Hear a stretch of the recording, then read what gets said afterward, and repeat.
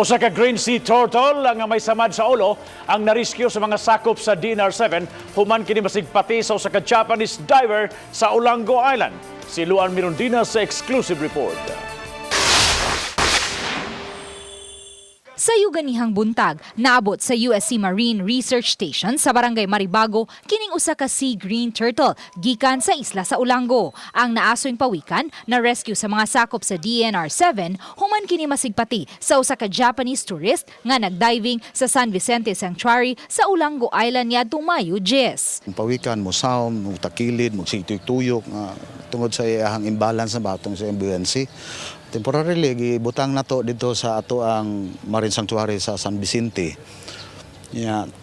Dayon, na-transfer na dayon dire.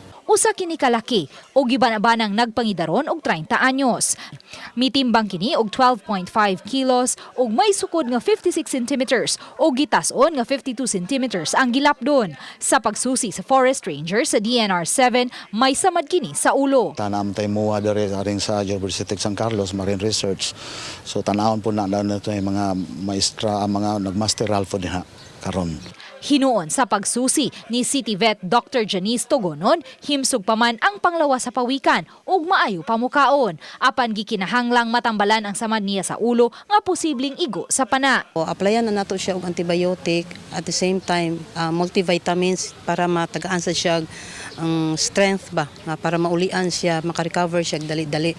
Sa 7 ka mga species sa pawikan tibuok kalibutan, 5 ka mga species ang nasigpatang anaa sa kadagatan sa Pilipinas. Apan tungod sa pagpabaya sa kalikupan, gihulagway sa DNR-7 nga endangered na ang mga pawikan. Matimingan sa pambot, magian sa pala, accidental naman na sa, pero kana yung killing dako kay preso sigon sa Republic Act 9147 sa Wildlife Act.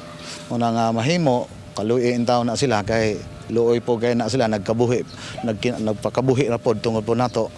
Sa pagkakaroon magpabilin lang una dinhi sa USC Marine Research Station ang green sea turtle samtang nagpaalim pa kini sa iyang samad.